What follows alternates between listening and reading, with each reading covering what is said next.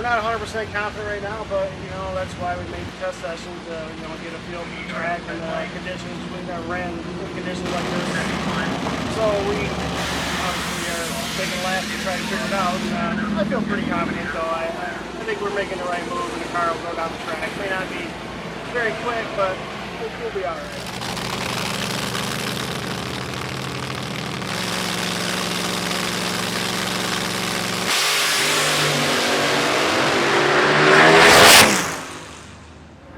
It's as hot as it was yesterday, it might be harder to go quicker, but I think it's going to be cooler, and I think we'll actually maybe improve if we can. So if it stays lit all the way down, I see no reason why we can't, improve. So we'll see what happens.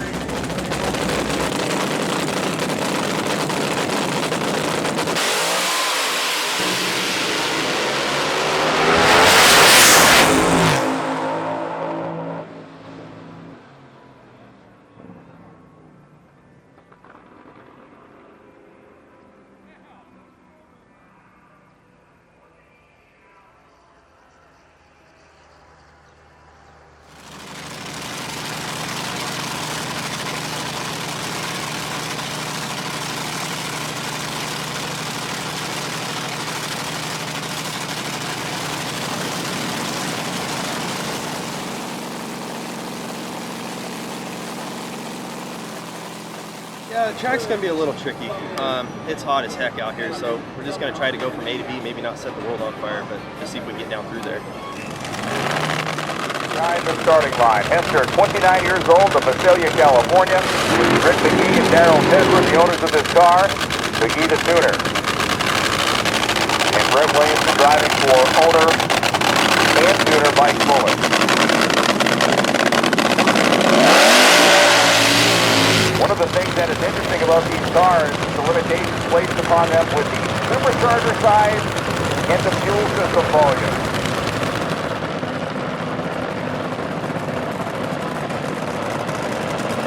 These cars sound absolutely neat. These cars at idle tend to tell you a couple of things. And Hester's car with that very crisp, sharp idle down here sounds like it is on absolute kill. Williams' car, you hear it kind of rumbling away over there, but those of you on the tower side of the racetrack, when Tyler Hester makes his way back towards the starting line, listen to how staccato and how smooth the idle is on this car.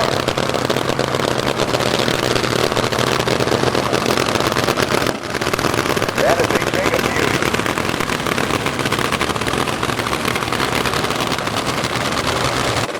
When it is right, it is very right in these things. When it's wrong, of course, it's very, very wrong as well, but man. I'll tell you what, when you're sitting here on a Friday night, the sun's going down behind the trees, you're looking at a couple of slingshot dragsters running on nitromethane and sound that looks like this. If you are not enjoying yourself or thankful for this moment in time, you're living wrong. Hester's car is pounding the air down here on the right side. We'll be interested to see how this machine performs. They remove the digital dashboard they use to monitor things like the idle and other vital signs of the engine. And now Hester rolls it in just ahead of the pre-stage ball.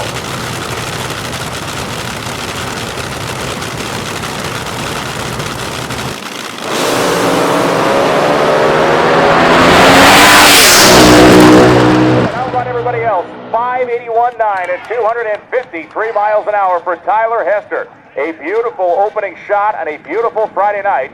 Brett Williamson, a 779 early shutoff at 119 miles an hour. It had the quickest 60-foot time we have seen thus far. The quickest 8 mile at 391.2 at 200. And there is that beautiful front-engine slingshot dragster of Pete Kaiser and his smallest. But is there a more arresting car visually in all of drag racing than the Champion Speed Shop Slingshot? The Champion Speed Shop car, Bob McClellan down there at the starting line. It is an iconic piece of equipment in this Ford. It has been for so many years. Long before it got the Batmobile body on it, the Champion Speed Shop team was known and feared in the world of front-engine top-fuel drag racing. But this particular setup, it feels so incredibly neat looking, you really can't look away from it. For this team, last year was a real battle for them at this race. They ran a bunch of 620s, nowhere near as quick as they wanted to be. They didn't qualify that well, kind of qualified down the tail end of the field for Adam Sorokin. They had a hard-running car at Bowling Green. You can see that there's a lot of fuel running through the engine at idle. You wonder why is all that fuel coming out of one engine and not the other? Well, think about it this way. Pete Kaiser's engine, a 426 cubic inch Chevy. Adam Sorokin, that is a 12-block Chevy. 377 cubic inches worth, and it is one of the most Herculean engineered small blocks on the planet, but they run a lot of fuel through that engine to keep it cooler and idle. Fuel volume provides a cooling effect at the idle speed of these cars of over 2,000 RPM. Here we go.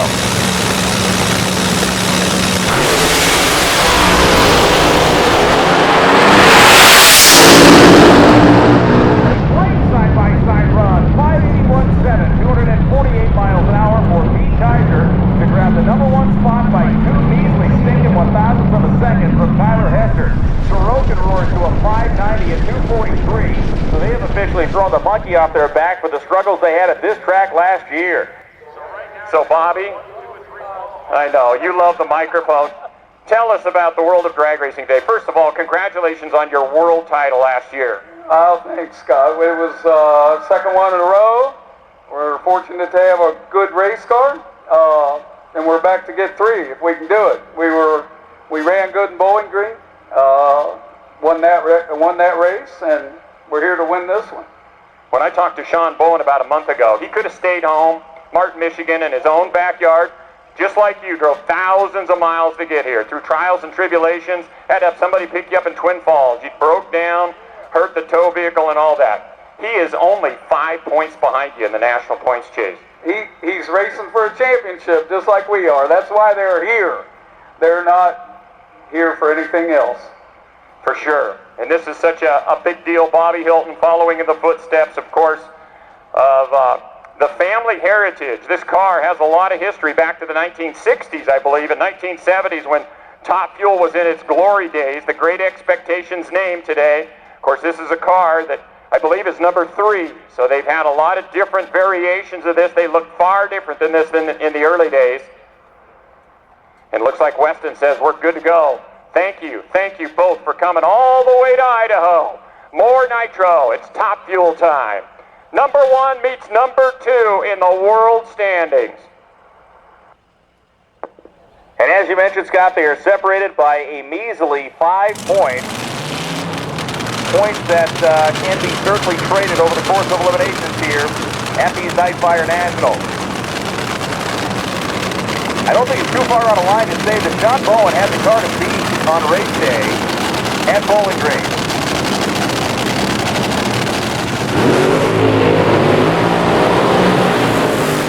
They had the car to beat until a kill switch failed and the car would not start in the semi-final round. So they have that sour taste in their mouth. One of these cars, the idle kind of ranging up and down, and that would be Tyler Hilton's car, but he just would settle himself down.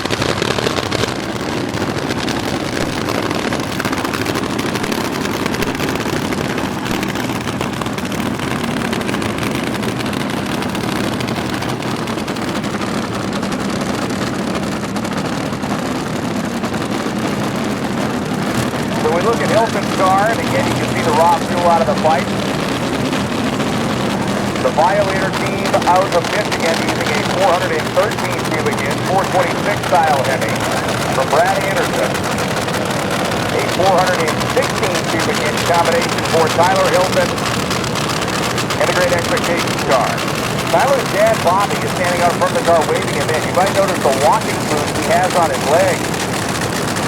That came in Bowling Green when a supercharger was dropped on his leg and his leg was broken. He was in the hospital and qualifying continued on Saturday at Bowling Green. He came back to the racetrack. And John Bowen ripped the throttle a couple of times on the left-hand side of the racetrack.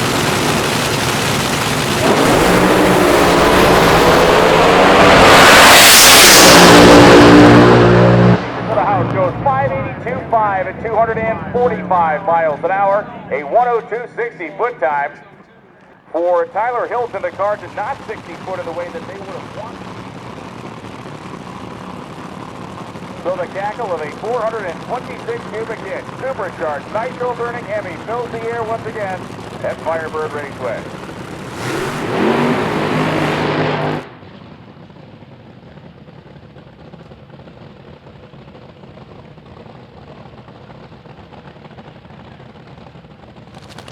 So the track temperature is now 115 degrees. That has plummeted. It was 150 earlier. And when we start talking about 115-degree racetrack that is going to begin rapidly cooling, we're going to be in a really nice sweet spot here by the time we get to the end of the top fuel cars and into the funny cars. If we get into even 115 is not too out of whack, as we just saw Brett Williamson prove to us with a track record Pro Modified test. So that is good news to have. Certainly good news to have if you're a front-engine top fuel driver that needs every molecule of traction you can muster in these cars. Up from Las Vegas, Nevada, it is a 2011 Sterling chassis, and you can see the car kind of trembling back and forth as that nitro-burning engine idles away. These cars will burn on the order of 10 to 11 gallons of nitromethane fuel per run at over $40 a gallon. A 3-disc clutch, a mandated 390 gear, and a lap time that can and should dip down well into the 5-second bracket.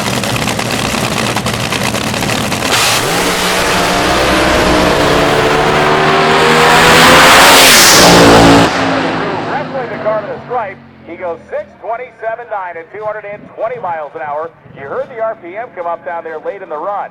One of the things these cars do not have in any measurable way is downforce. They are capable of spinning the tires at any point of the racetrack, and it sounded to me like that car tried to get itself loose down there at about 1,000 feet, moved around a little bit, and he did what pilots like him are capable of doing, which is the power of the thing. Race fans, are you ready for more nitro? I think it's time, as we got a pair of them, the top fuel cars. The Nomad taking on the A&W Titan Speed Engineering Special. Brian? Thank you, Scott. The Van Horn brothers, Nick and Sean, have one of the most fun rivalries in the sport of drag racing. One is 3 mile an hour faster than the other. And when we talk 3 mile an hour, we're not talking 105 to 108. We're talking like 250 to 253. The story of Brian Hall, the Nomad car, pretty interesting. This is a car that was formerly campaigned by Dan Horan Jr.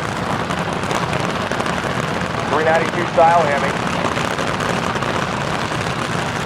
And the Herzig name is one you will hear plenty of tonight. They are involved in many cars that are part of the program here on the nitro burning side of the Nightfire Nationals. And for the Van Horn family, A&W root beer. They campaigned and have campaigned a Panic AA fuel altered for many years, but this Titan Engineering top fuel dragster is a huge.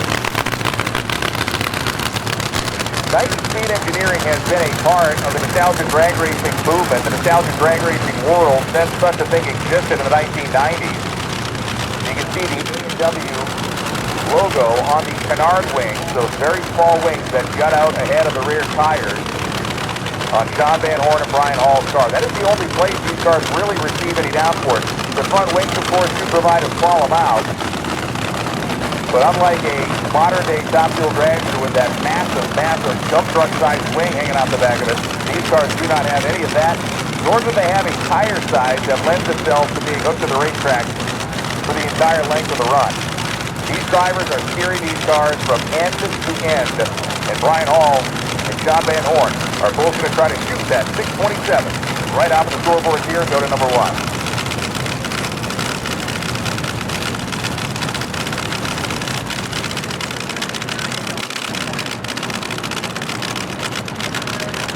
California area where the A&W restaurant empire of the Van Horn family exists.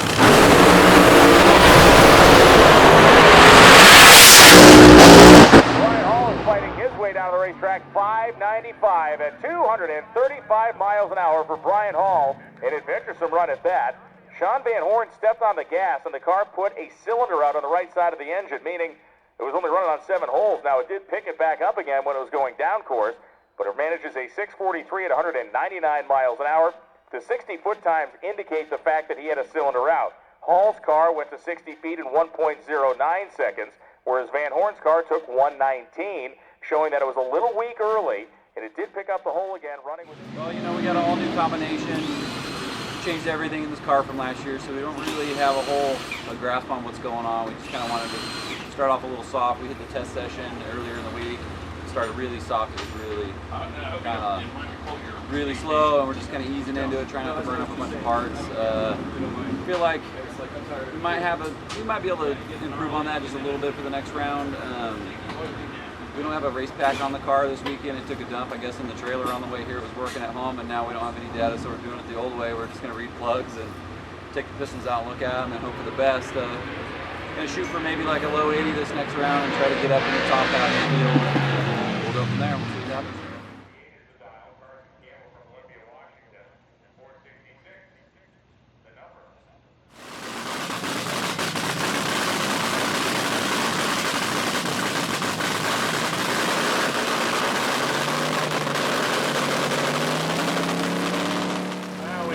Parts on the car that we're trying. We had it set up really soft, so we had it backed up. So we're going to get on it today and try to step up.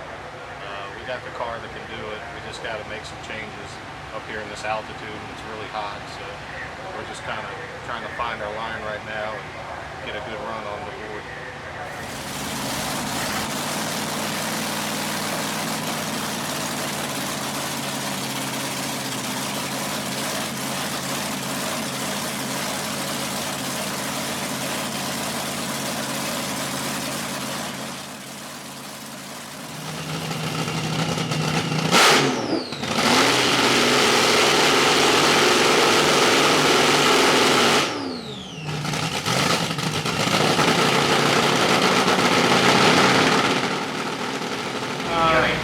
Was a little lazy down low, and it actually was dropping cylinders on the other end, so we're hoping to take care of that issue this run. And but yeah, we feel pretty good right now. Hopefully, definitely cooler weather today, so that should help clean up everybody. Hopefully the track's a little better, and we'll continue to go on. From this beautiful car based out of Paso Robles, California. Of course, the A&W logos on those canard wings in front of the rear tires, that's the family business. They operate A&W franchises around the Visalia, California area. You're going to sell a whole bunch of floats to afford to run a top fuel drag. And Sean owns Titan Speed Engineering. And Titan is a company, I mentioned last night, but it's worth mentioning again. Titan Speed Engineering has been a part of Nostalgia Drag Racing on the fuel level since Nostalgia Fuel Drag Racing existed. And they make super high quality oil pumps, pumping systems like that, but they're very much well known for their oil pumps, which are industrial strength. And oh, by the way, we are awarding a Best Backup Girl award this weekend. And I will tell you this, nobody is looking at the car right now. There is not... I was just instructing her as an automobile on the racetrack. Just kill me, dude. Well, I saw the AEW logo just doing a burnout. It was when it went into reverse, it was like David Copperfield. The car disappeared. It's like I was watching it make the Statue of Liberty trick he pulled on TV. Oh, I love Brian Long. Yes, brother. Tell it like it is. So Sean Van Horn went 6:43 and 199 last night. Not an ideal pass. They want this car down to the 5, and they will get it there. That 6:43 should provide just enough setup data for them to make a clean rip out of this race car.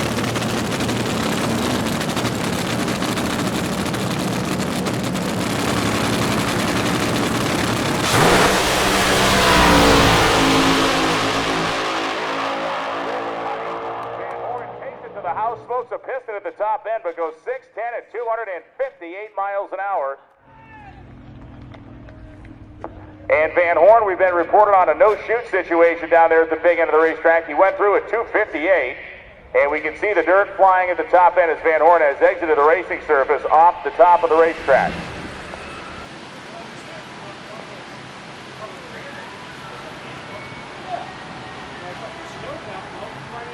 Straight as an arrow pass. Didn't have to steer the wheel one bit. It picked up 61 miles an hour on the back half, and went for the chutes, and I thought it was slowing down, and got oiled in a bit, and by the time I realized the chutes weren't out, I was at the turnout, and reached for them again, and they say they didn't come out. You're in the know, I'm not. Boise doesn't have a sand trap. They just got a big dirt field that eventually turns into somewhere in Kansas. And we skidded for about 200 yards. And it ended up spinning around backwards, caught and flipped over the barbed wire fence into the neighbor's field. And I got out of the car, safety was on me right away. And yeah, I'm fine. No headache, nothing like that. Little sore in the shoulders. Fired up, the next pair of Top Fuel Dragsters. Here we go. Coming to the starting line is Kyle Huff, the third-generation racer. His father and his grandfather raced fuel alters and funny cars, and Kyle said we need to do a Top Fuel Dragster, and this is then a Top Fueler. Over on the Napa Auto Parts side, and Brett Williamson, the current track record holder of Pro Modified, a guy who just shook his fillings out of that same car a few minutes ago, is now in the Forever Young Top Fuel Dragster. Shots to try and better ourselves. It's a stout group of guys. You know, I talked with Pete Kaiser about it a couple weeks ago.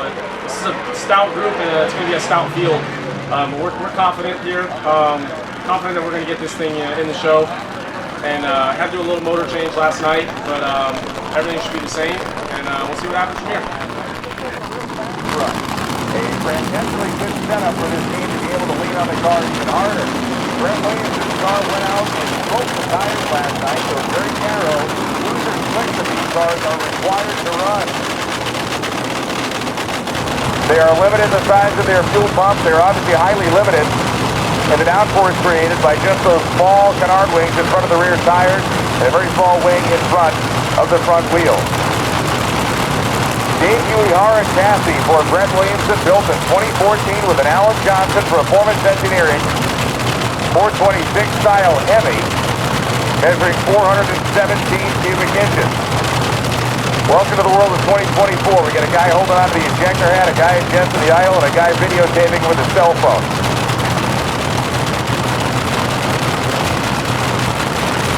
And for Kyle Huff, his dad Rick standing to the left side of the engine, Rick making those last adjustments.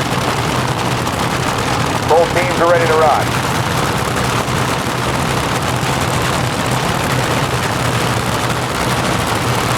Both teams looking to improve off an 8 and 9 qualifying position right now.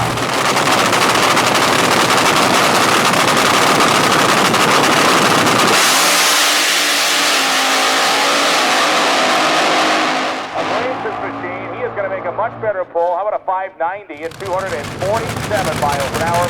The points battle in Top Fuel is legit. It's only 5 points separating Sean Bowen from Tyler Hilton.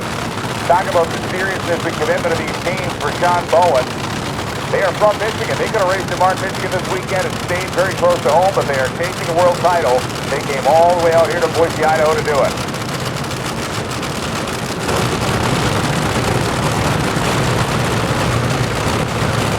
And Bobby Hilton now will do what he has done with such success over the last several seasons with his son.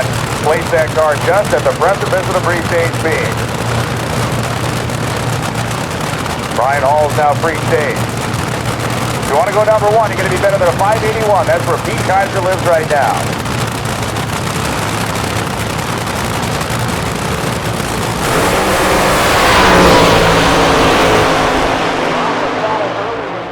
As Hilton roars to a 591 at 246 miles an hour. As you can see in the sport of drag racing, as Sean Bowen has been brought to the edge of pre-stage. Fair amount of fuel coming out of the wet pipes over there for Adam Sorokin at idle. Nothing really to be concerned about. The Sorokin car, not simply unique looking, it also runs, of course, a small block Chevy style engine. Alan Johnson design, if you will, but it is considered a small block 377 cubic inch wedge engine. It's not a Hemi. And they run that little thing as hard as it will go every time down the drag strip. John Bowen clears the motor up, brings the rest up. He's got a real wet pipe in the front of the Finland car. Adam Sorokin goes rip-roaring down the drag strip. 6 seconds flat at 238 miles an hour for Adam Sorokin and John Bowen. Goes to 705 and he's a lot of work down at his flawless.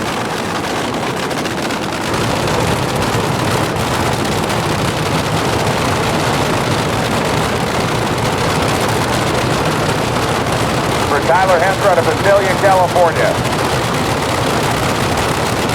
The 411 cubic inch Donovan style Hemi.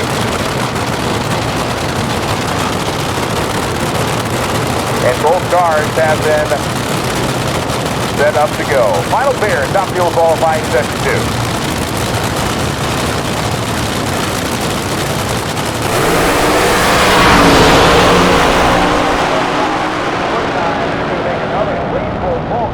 Side-by-side run. 574.5 at 251 miles an hour from Pete Kaiser. Lowers the boom on the field. Hester goes 579.5, but for Pete Kaiser, that is... Q2 actually expected to speed up and run a better ET, and it didn't happen. It fell off a little bit, was a little slower. So I'm really hoping that we actually move up in the order, get a little bit more of a favorable pairing, and go down the track. But I think we're doing the right things. We're taking some clutch off of it, going up in percentage a little bit. The track's great. The air is coming back to us, so I'm cautiously optimistic right now. So we'll see, but I think the car has it in it to get to #1 qualifier if everything works out.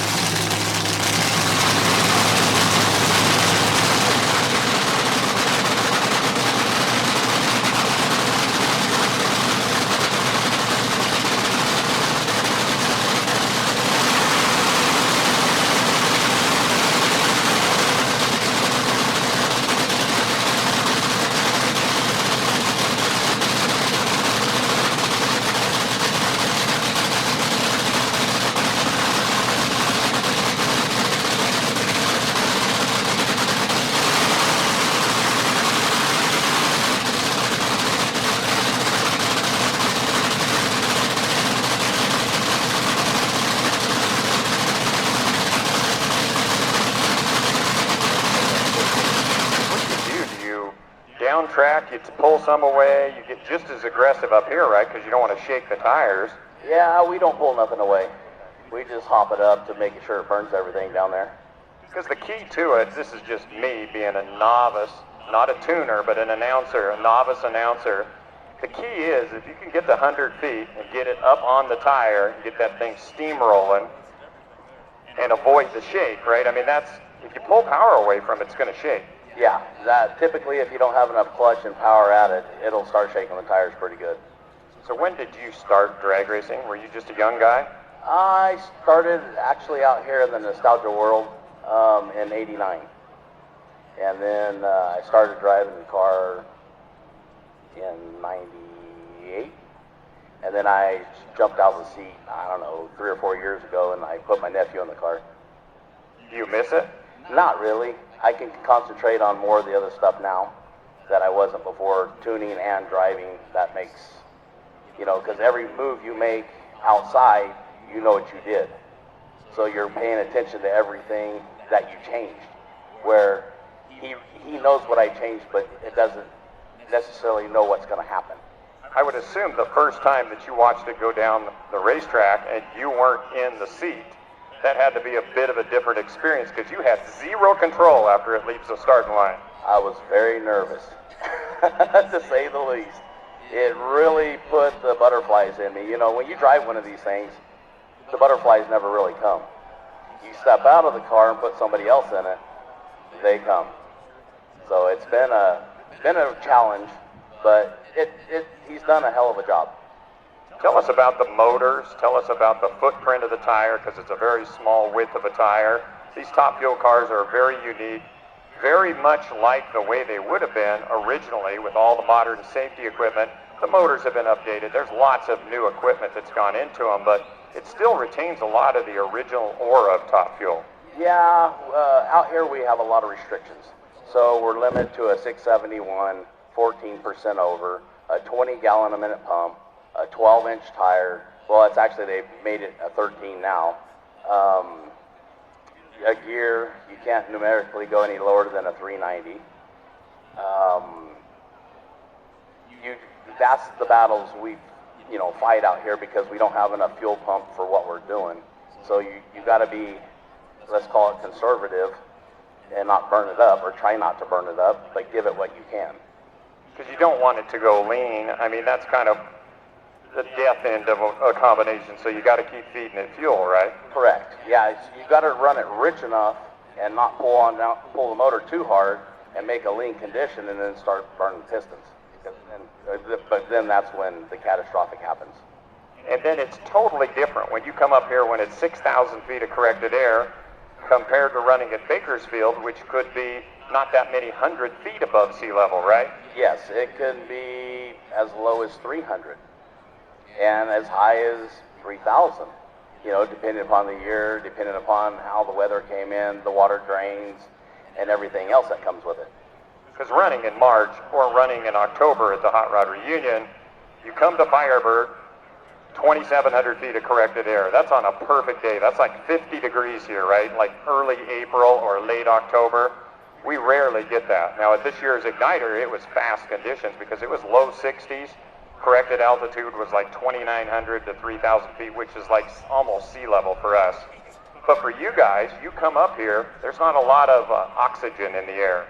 No, you definitely have to put percentage in it and put a little time in it. You got to kind of compensate for all that.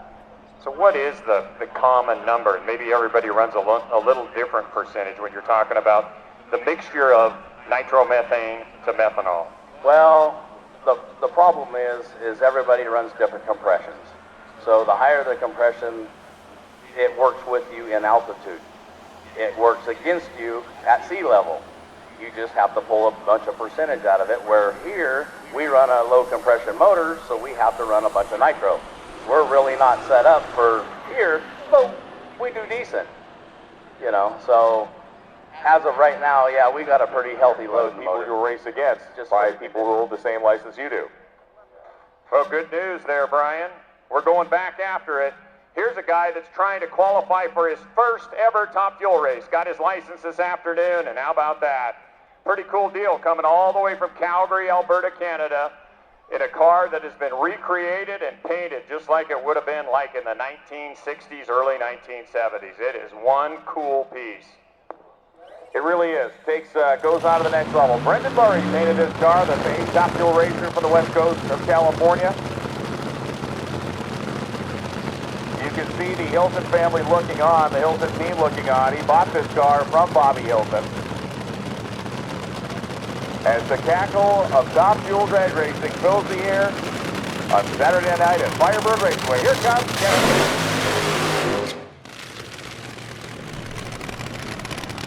And again, revel in the glory that is a big block Chevy on a big old fat load of nitromethane. It's cacking away pretty good down here.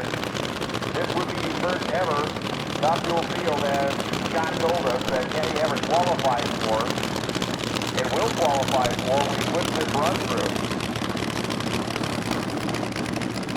Although I should not say that with such certainty. We know that John Van Horn, the unfortunate incident this afternoon, has taken him out of the mix, which puts Kyle Huff in the number 8 spot. But it does take the fact that this car could bump somebody else out of this field.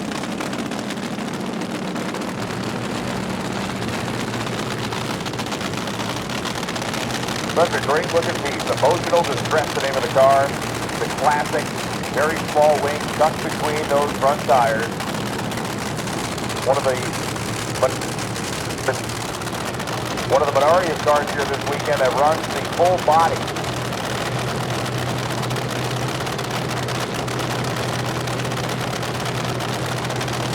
And the car now is fully in Kenny's hands. Can he run quick enough? Can he run down to the 590 to cement himself in this field?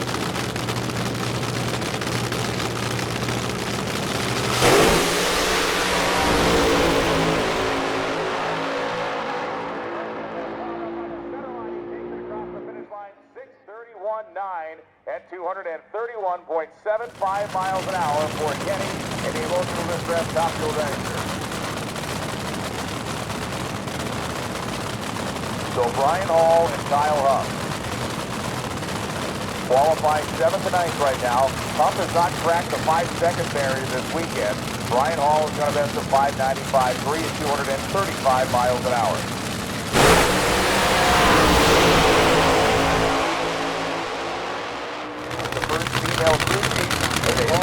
Fuel Drag Racing.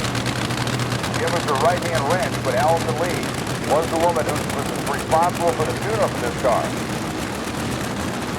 Tyler Hilton is Allison Lee's grandson. And so they are here definitely keeping it up.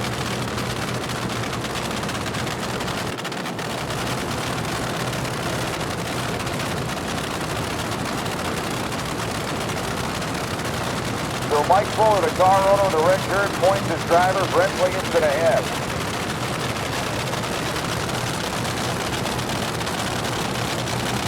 And Dave Uehara is on the starting line. That is amazing. Uehara built this car 10 years ago. Dave, one of the great chassis builders in the history of Top Fuel, whether we're talking about these style of cars, and even, of course, the 300-inch long modern Top Fuel dragsters. As Bobby Hilton steps back, looking at the engine here, and he is becoming a bit frustrated by his body language at the speed of the Fuller staging setup here. And they are going to send that car ahead, as both of these cars consume a lot of fuel at idle. We saw where the fuel tank is in these cars. It lives in the nose. The longer these cars idle, the more fuel they consume, the lighter they can become in the nose. If it's too light, it hits the wheelie bar and smokes the tires.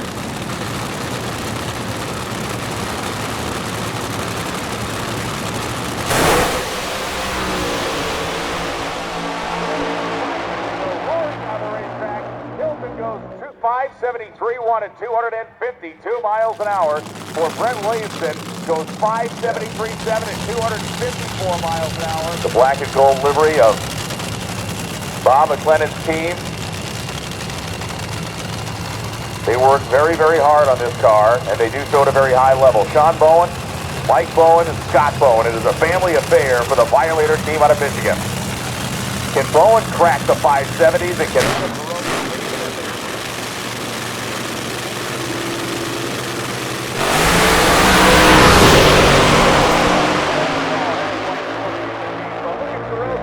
Smokes a piston down there. A 582 for Bowen, a 587 for Sorokin. Both of these are very, very clean idling engines.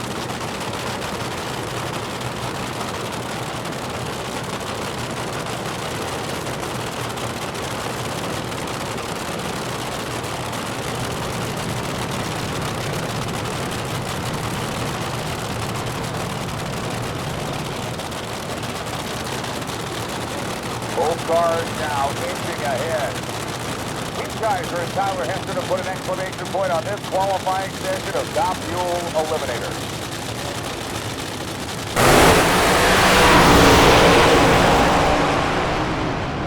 Cars for the scoreboard, and we finish with a flurry. 573.8. 251 miles an hour for Pete Kaiser. He's the number 3 qualifier. Across the drag strip, a 587 and 247 for Tyler Hester.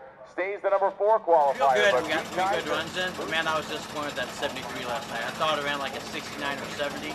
Just because it was dark and everything seems like, really I thought it ran 490 at 310 because it was so dark out there. But I feel good today. We got consistent cars going on the track, all 3 qualifying runs. And as long as I'm on my game on the tree, I should be okay today.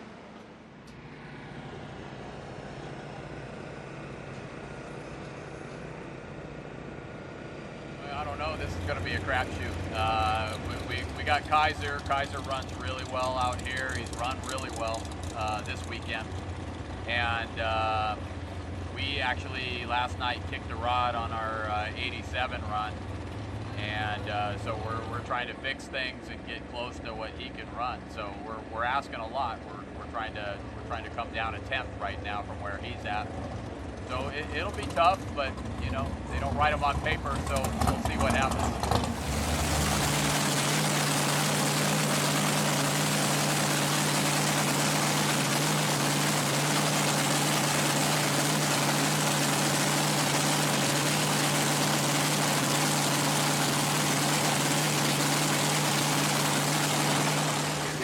The car's been consistent. We were a little off last night, but we're not hurting parts, and we're just going to keep inching at it a little bit. I'm not sure, but I think we had Adam.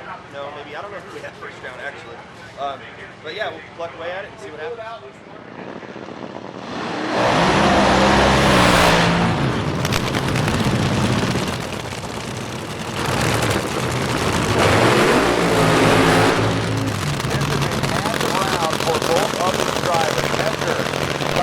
fifth in the points. 63 back of leader Tyler Hilton. Sean Bowen is the number 2 man in the points. A first-round loss here could be nearly catastrophic. They're going to race in Reading, you're going to race in Tulsa, you're going to race in Bakersfield after this. So your opportunities are shrinking by the week. And if you go out early in the rounds here at this particular event, you may not be able to climb out of that hole. Adam Sorokin can get around Sean Bowen with a first-round loss if he's able to advance. Pete Kaiser's waiting in the wings, and of course, Hester. The overtime special team. Cleaning the rear tires of the car as the Violator team of Sean Bowen, Mike Bowen, and Scott Bowen all look on. The team from Goodrich, Michigan, which qualified fifth with a 582, is trying to race a car that ran 579. Hester's car, 3 qualifying sessions and 3 very solid runs, an 87, an 81, and a 79. The 87 came in conditions much like this, where the Violator car smoked the tires.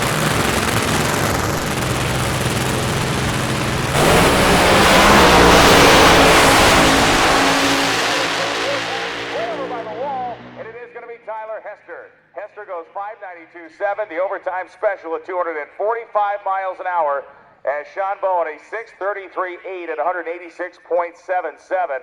Bowen had a very strong 60-foot time, which gave him enough ability to pedal that car, which he did, trying to get the thing back under control.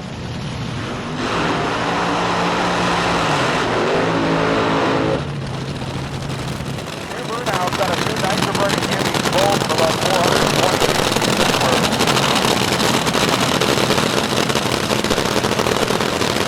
Reversers are engaged, now the car's in back to the starting line. The hot weather traction exhibited by this racing surface has been nothing short of phenomenal over the course of these 3 days. But these teams make so much power now with those little 13-inch wide rear tires.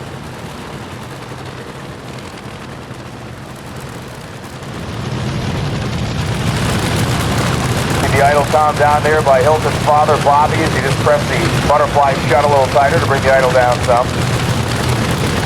Both of the engines sound very, very healthy, tackling away here in the starting line. Kyle Huff has a big hill to climb here. Went a 6:27 earlier this weekend. The number 9 qualifier that was inserted in the field after the Van Horn crash that happened earlier in the weekend. Hilton, the number 1 qualifier at 5:73.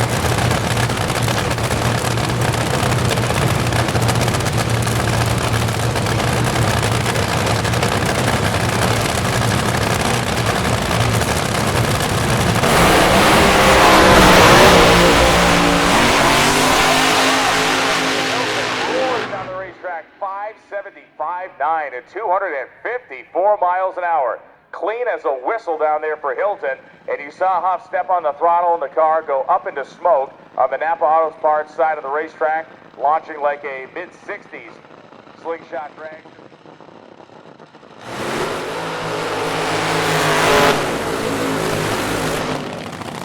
And the champion speed shot special. Got his legs under it, went 587, 221 miles an hour best so far. But Pete Kaiser, a 581, a 574, and a 573. He was the number 1 qualifier in Bowling Green. The conditions there were hot, the racetrack was hot. Atmosphere may be a little different, but they know how to run this car on a very hot drag strip, which is what they face right now. For Adam Sorokin inside that capsule-like driver's area of the champion speed shop car, the perspective he has, looking straight ahead over top of the supercharger that sits mounted to the intake manifold of a 377 cubic inch engine that uses the architecture, however overgrown and hairy chested, of a small block Chevy. Kaiser's car presents itself so beautifully. The red paint, the red anodized fire bottles, all matching end to end, including the oil tank sitting ahead of the engine. McLeod Clutch is a part of their program as well. For the Champion Speed Shop team and Bobby McLennan, they are ready to send this car hurtling down the drag strip. They need this round win lest Tyler Hilton begin to stretch his points lead with his remaining 3 races this season. If Sorokin can get this round win, he can help keep Hilton within his sights of a championship in 2024.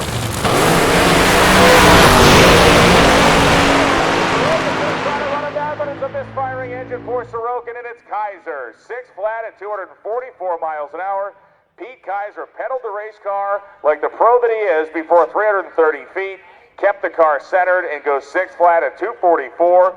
Sorokin had a wet cylinder, a misfiring cylinder, if you will, pretty early in the run, and that car, a 724.9 early shutoff at 141. He did not want, of course, to damage that engine by running it, risk hydraulicking it, or another problem. So he clicked it off once Kaiser was clearly running out of the picture.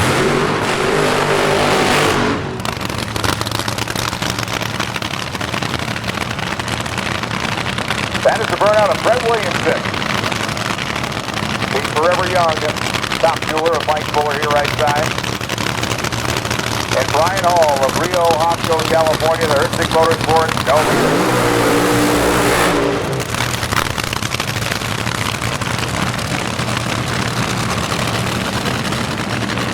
So Williamson has made a second round in Pro Mod. Now he's trying to make a second round in Top Fuel. The Nomad reversing towards the starting line. Car owner Mike Fuller taking a look at his engine here. As the Nomad continues to make his way back. Unlike a, let's call it a Vintage Series Top Fuel car, there's less to do and fucks around with, if you will, these cars. So when they come back to the starting line with a little time differential, there doesn't happen to be the type of frustration some teams experience when they see another team that's not on the same kind of time schedule. You can already see Hall is moving toward pre-stage.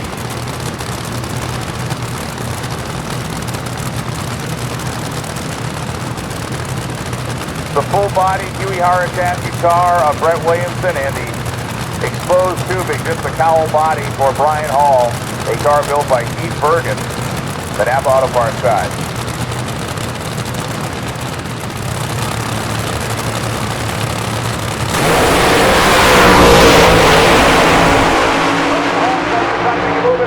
Williamson's with him, and at the finish line, it's Williamson by 500ths. 582 beats a 587, and that one actually had a lead change or two in it, as Brett Williamson and Brian Hall had identical reaction times. They both left at the exact same instant to the 1,000th of a second. It was Williamson out first to 60 feet. By the time they got to the 8th mile, Hall was trying to pull back into that one, making more speed. But Williamson's car backed half the racetrack harder. He runs 582.8 at 256. Hall runs a 587.8 also at 256 miles an hour. Both teams had nearly the same vision of how to get down the racetrack, and their drivers had the exact same vision on how to get off the starting line. But for Brett Williamson, that is 2 cars, both in the semifinal round of their respective categories, and Williamson has a 5. Good. I mean, we were low for the session, so we ran a 75. The track's getting hot. We're going to just race the racetrack and deal with this heat and this altitude up here in Boise. It's pretty tough to deal with and make these cars run, but we're going to try our best and get it on through there and try to get to the final round. Forever young dragster with his seasoned pilot completes the burnout.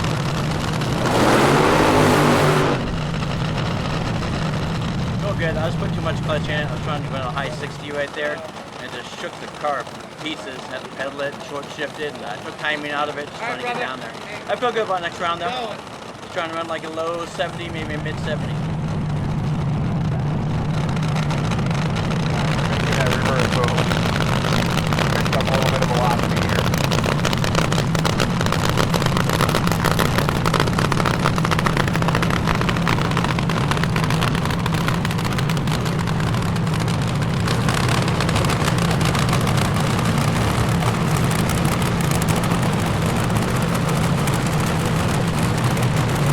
So pretty clean idle on both sides of the racetrack here for Pete Kaiser.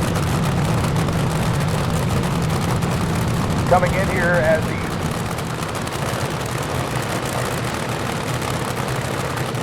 better qualified car over the course of elimination. Kaiser went a 6th lap last round to beat Sorokin. Williamson went 582. Williamson does have the better performing car on this hot Sunday. But Kaiser knows how to get it done. He had a great weekend at Bowling Green, but he really needs to step up here. He needs to find a couple of tenths of a second of performance as the two engines caught in the air, idling.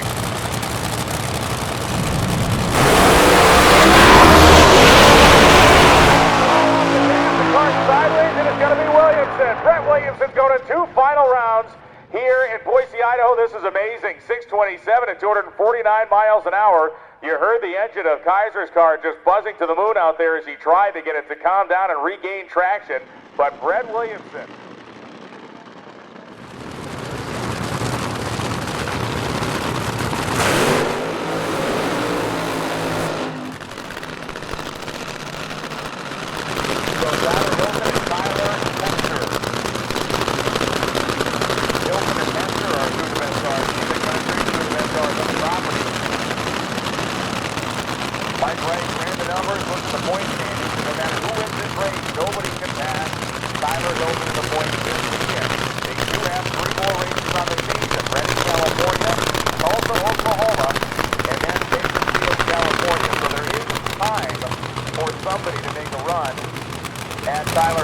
But that time is beginning to run a little bit short, especially because this team seems to just find their way to the late rounds at every race they're at.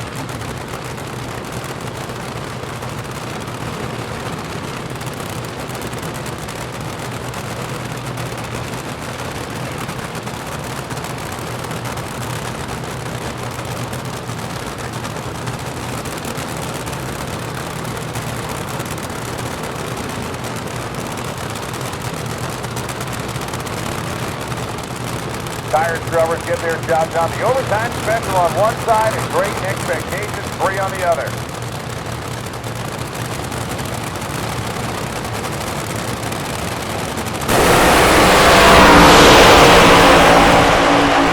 Going to go all the way to the finish line, and down at the top end it is going to be Hilton. Hilton wins by 35 thousandths of a second. 581 beats a 583. A brilliant side-by-side top fuel battle there. Tyler Hilton takes the win and moves to the final round to face off against Brett Williamson. As Hester goes a 583.7, the cars were very evenly matched. Hilton got off the starting line first by about 100th of a second and really never looked back, but it was only 35 thousandths at the stripe for Tyler Hilton. Great side-by-side action.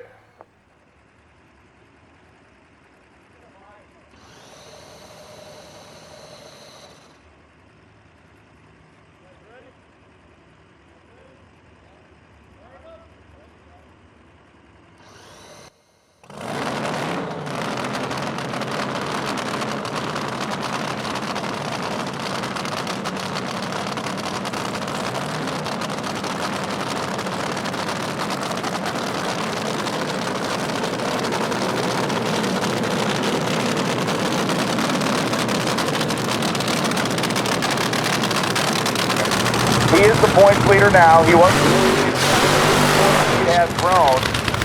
In a lot of ways, this is the dream scenario for him to be racing Brett Williamson because it means the likes of Adam Carothers, Hester, Bowen have all gone by the wayside earlier today. You can stretch his legs a little bit at the point. Brett Williamson has run virtually as quick over the course of his race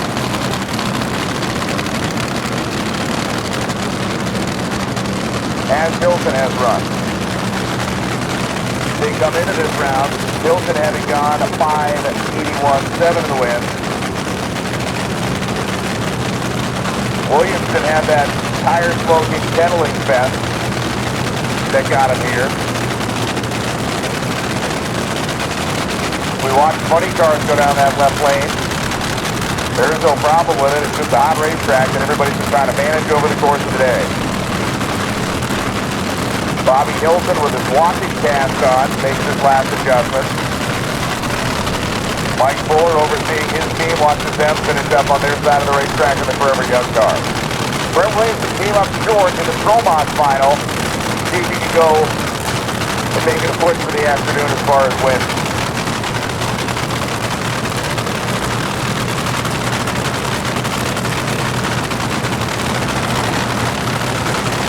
Hilton like angrily pointed to his chin, told him to stage the car, and they both get ready to pre-stage.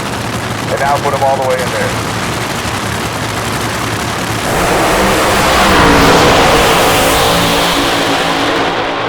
Drag race out of this thing, but Hilton's going to outpower him a 579 at 253 miles an hour. Brett Williamson goes 6:012 at 247, and Hilton held him off the entire way, a 10-mile-an-hour differential at the 8, 205 to the 195 of Brett Williamson. So Tyler Hilton, congratulations, and the Hilton family as well as the entire Great Expectations team. A great weekend of Top Fuel drag racing here in Boise at Firebird Raceway culminates there with Brett Williamson coming up a runner-up, 6:012 at 247. Tyler Hilton leaves here with another Nightfire Nationals win and more points tucked under his belt in the Top Fuel Championship.